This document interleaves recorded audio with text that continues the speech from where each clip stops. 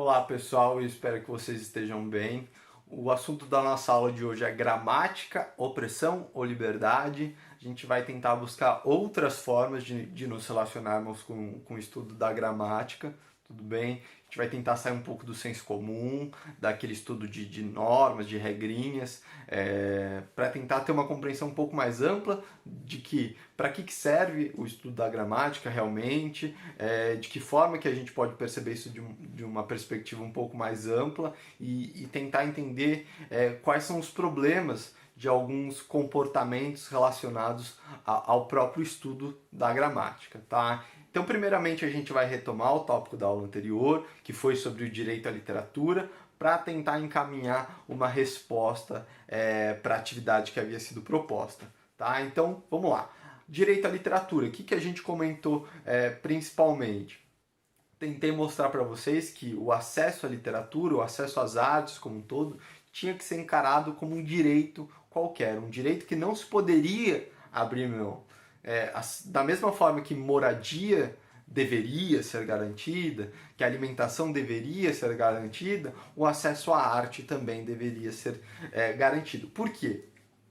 O acesso à arte permite que você se conheça, que você conheça o outro e que você conheça a sociedade que você está inserido, tudo bem? Então, primeiramente, conhecer a si próprio é talvez um dos aspectos mais fundamentais.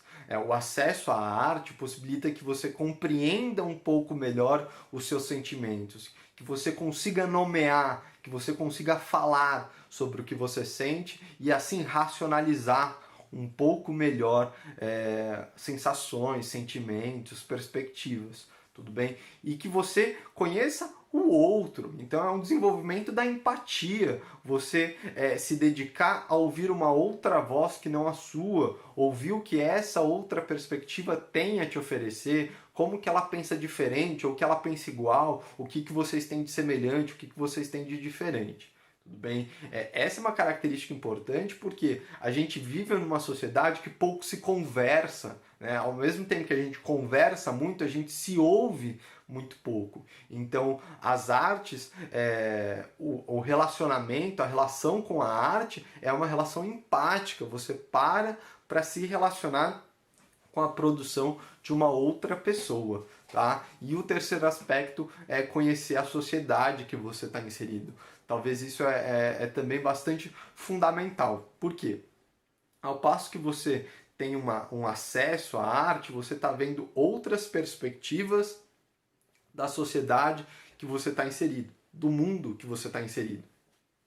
Ainda que talvez sejam momentos históricos diferentes, você pode perceber características dentro da estrutura social que se mantiveram. Portanto, lê Gregório de Matos, que é um poeta brasileiro do século XVII, é também revelador do Brasil em 2020, porque algumas características, algumas críticas que o Gregório de Matos propôs lá no século XVII ainda se mantém, tudo bem? Então, se conhecer, o acesso à literatura, o acesso a todas as artes permite que você se conheça melhor, que você se relacione com seus próprios sentimentos, permite que você conheça melhor os outros, né? As outras perspectivas, de que forma as outras pessoas se comportam e permite que você conheça um pouco melhor a sociedade que você está inserido. Bem, então se a gente for pensar no conceito de alienação, a atitude de dificultar ou de não garantir o acesso à arte tem um caráter alienante. Tudo bem? Os governos não permitem que a população como um todo compreenda o mundo em que está inserida. Tá? Então, a alienação, que seria a não compreensão da realidade, a incapacidade de perceber os seus aspectos de forma crítica, está um pouco relacionada com essa dificuldade de acesso à arte. Tudo bem? Então, agora, para a gente encaminhar para a resposta, a gente precisa perceber uma coisa. A questão solicitava que vocês promovessem uma reflexão sobre a importância da literatura na compreensão e construção da sociedade. Tá? Então, assim, o Drummond ele vai começar o poema falando: não serei o poeta de um mundo caduco. O que é o mundo caduco? É o mundo que esqueceu o seu próprio sentido. Tudo bem? Então ele já está desde o início desse poema, desde o início desse trecho, se colocando contra ao mundo que faz, que se ataca, que se explora. Tudo bem? Um mundo que esqueceu o seu próprio sentido. Né? E ele fala: também não cantarei o mundo futuro. Ou seja, eu não vou ficar falando de como as coisas vão ser, de como que as coisas vão mudar. Aonde que ele vai ficar? O tempo é a minha matéria. Né? O tempo presente, os homens presentes, a vida presente. Então, para onde que ele vai olhar? Para o atual momento, para os problemas atuais, para as questões que precisam ser solucionadas nesse momento, para que assim o mundo deixe de ser caduco. Né? E a gente precisa perceber também o que o título coloca. Né? O título do poema é Mãos Dadas, ou seja, coletivamente o Drummond entendia que poderia ser feita alguma coisa, que poderia ser reestruturado esse mundo, né, para que ele deixasse, enfim, de ser esse tal de mundo caduco. Né? E, então é um eu lírico dentro desse poema que se coloca atento ao momento atual, aos indivíduos que vivem essas condições e que provavelmente vivem condições negativas, né? São explorados, são atacados. Vamos pensar que o Drummond estava num contexto do século XX, né? Guerras mundiais, um acirramento político, ideológico muito forte. Então é um eu lírico que percebe os problemas do seu mundo e quer se colocar frente a eles, mas que percebe a necessidade de se organizar coletivamente. Então, se a questão estava pedindo que vocês refletissem sobre a importância de compreender e organizar a sociedade por meio da literatura, olha como um acesso ao próprio poema do Drummond, que é um poema que tem um intuito crítico, um intuito transformador, permitiria essa compreensão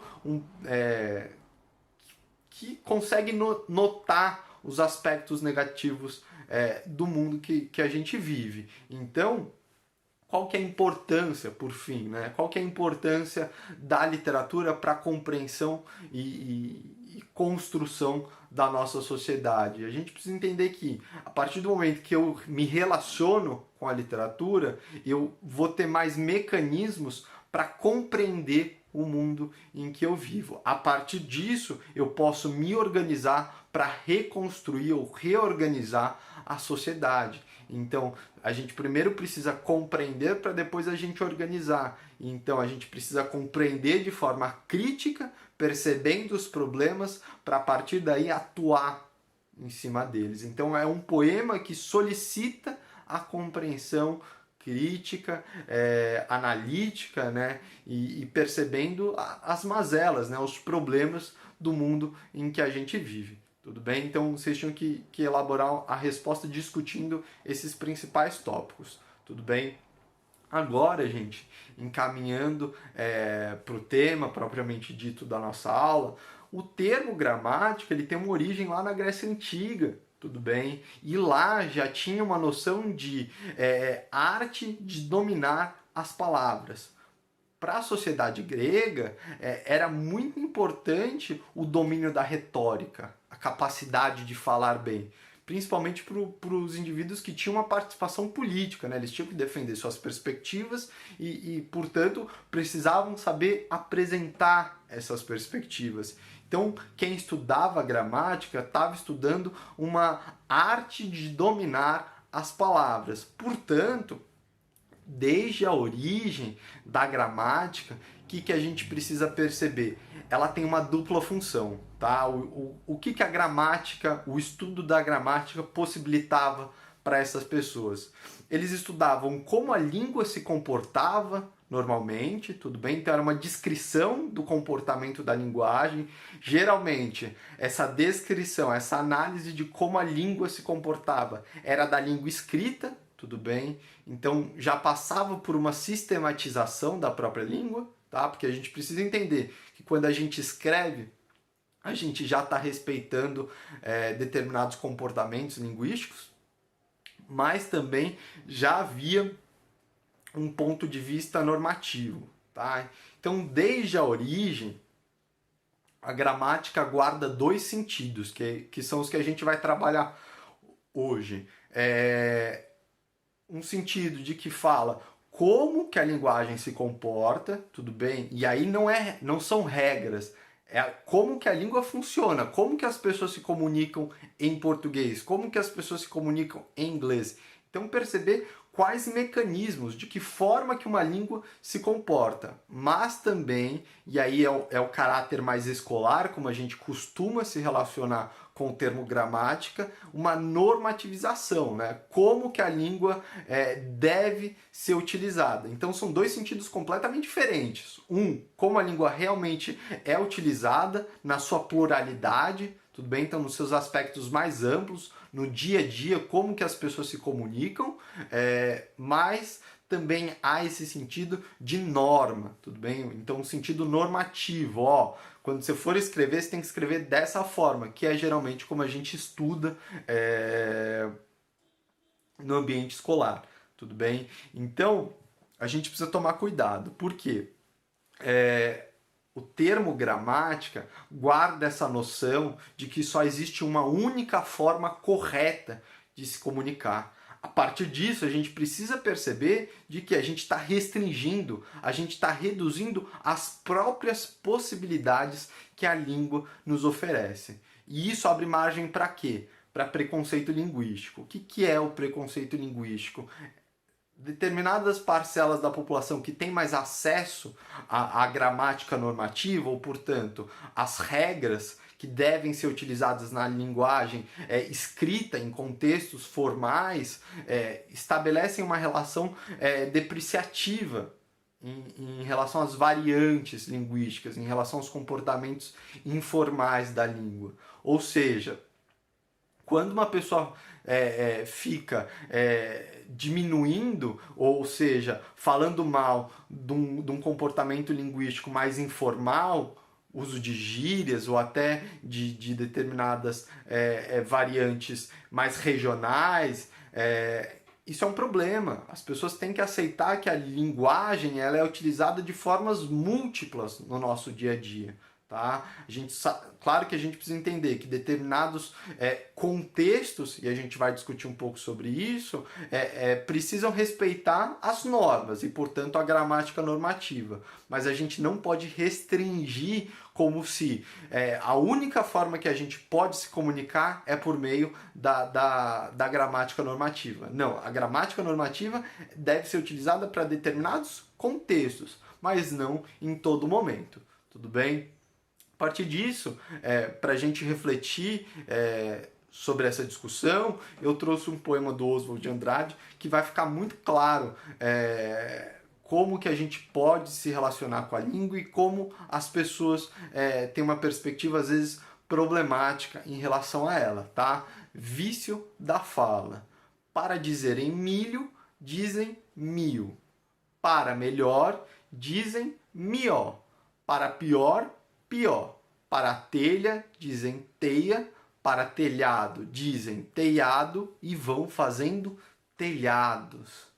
Então, ó, vício da fala está demonstrando um comportamento da linguagem que não segue a norma padrão, portanto não segue a gramática normativa, que é a que a gente estuda na escola, mas sim um comportamento mais informal. Milho ao invés de mio. Melhor substituído por mió, que é exatamente um comportamento, uma variante mais regional e informal. Só que olha como o poema termina, né?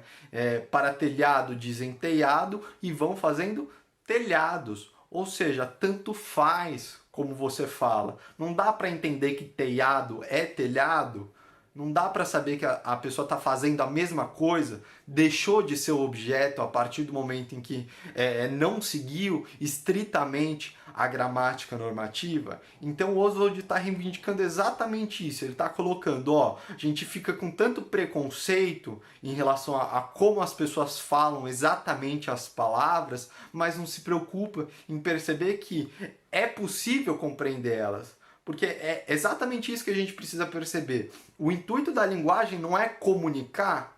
Se a outra pessoa compreendeu exatamente o que você está falando, não existe nenhum problema.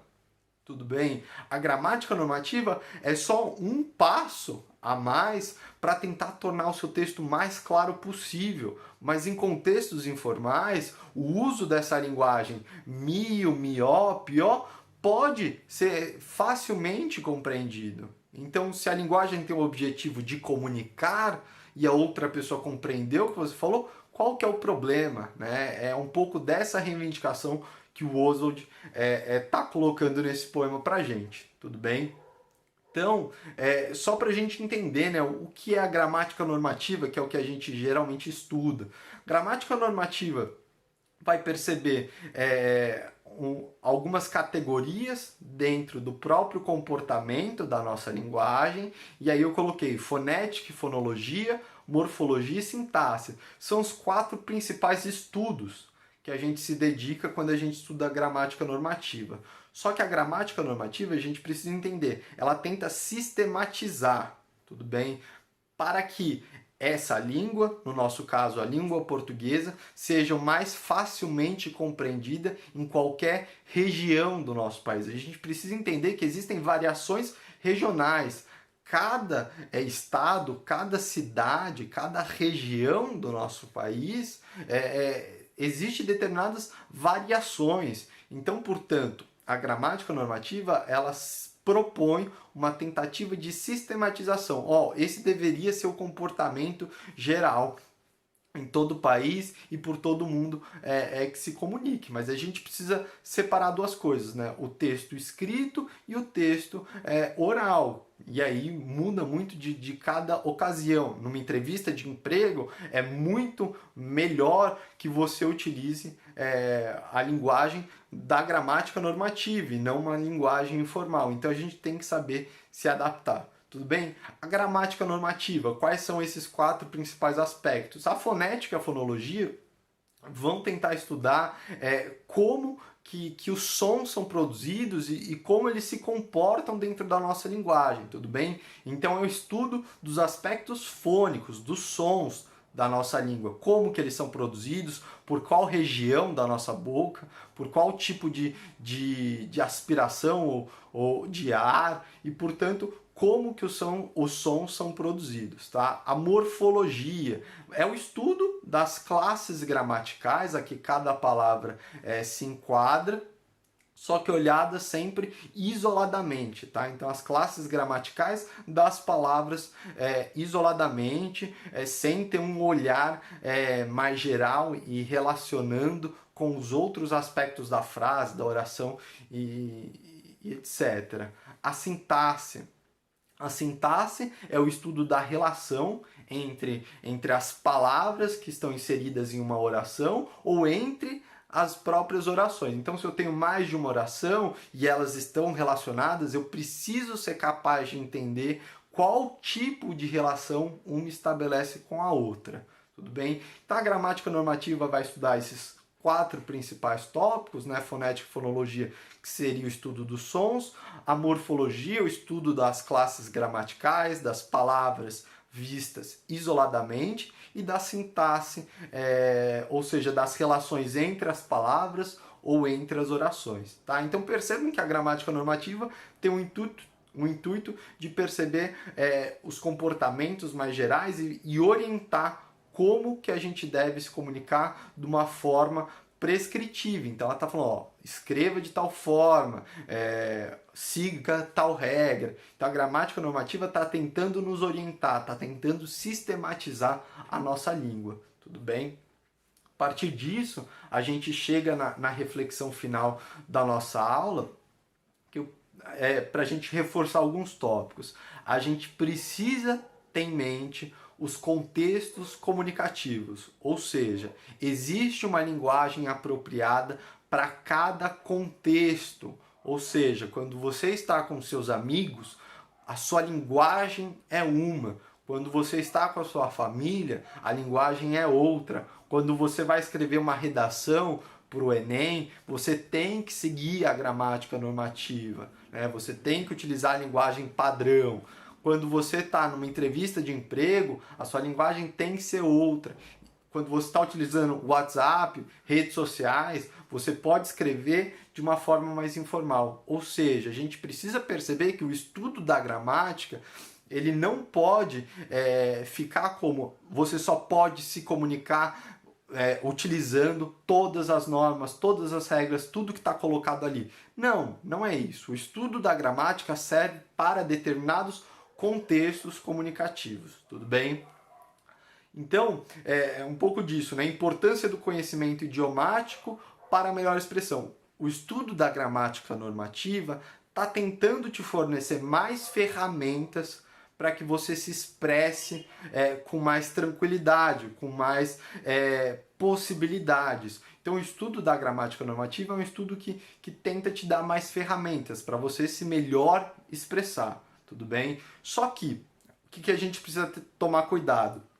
O estudo da gramática normativa não tem que servir simplesmente, ó, aqui é o limite. Ele não é o limite da língua, não é só aquilo que existe. A gente pode criar. E aí entra a ideia da literatura, que a gente abriu a nossa aula. Os escritores, eles conhecem a gramática normativa, mas muitas das vezes eles vão desvirtuar o que está colocado ali. Por quê? Para criar efeitos de sentido. Da mesma forma que no nosso dia a dia a gente abre mão, muitas das vezes, da gramática normativa para alcançar uma melhor expressão, a ideia de criação, a linguagem é algo vivo e, portanto, cada comunicação tem um toque, tem uma característica de criação. Então a gente sempre tem que ficar, claro, estuda a gramática normativa, conhece o comportamento linguístico padrão,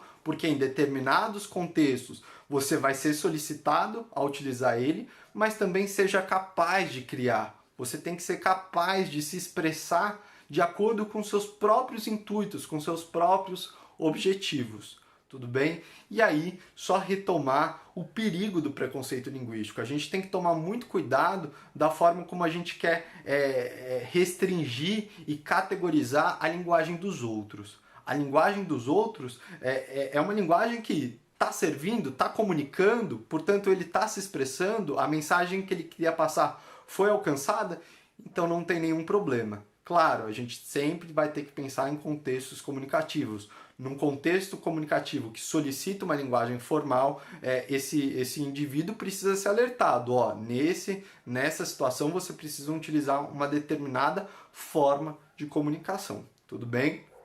Agora, a atividade que eu queria propor é uma leitura de um outro poema do Oswald de Andrade.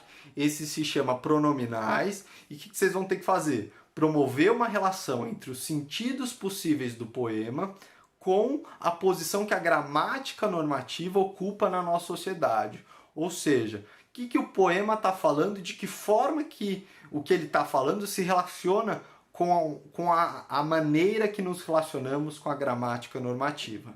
A partir disso, discuta sobre os contextos comunicativos e o efeito nocivo da visão estritamente normativa em relação à gramática. Dá uma olhada no poema. Pronominais. Dê-me um cigarro, diz a gramática, do professor e do aluno e do mulato sabido.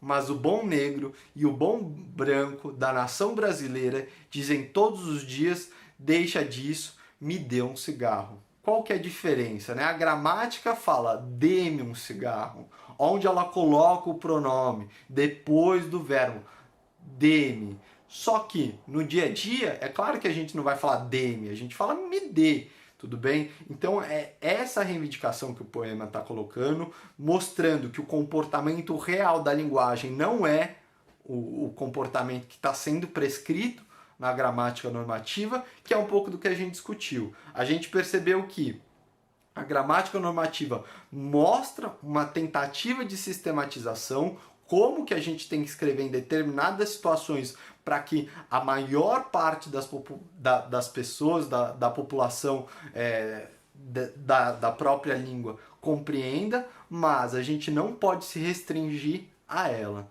Tudo bem? Então a gente precisa perceber como que esse poema está se relacionando com a ideia de gramática normativa e como que a gente pode perceber um efeito nocivo dessa visão normativa do uso da própria língua. Tudo bem? Espero que tenha ajudado vocês. A gente se vê na próxima aula.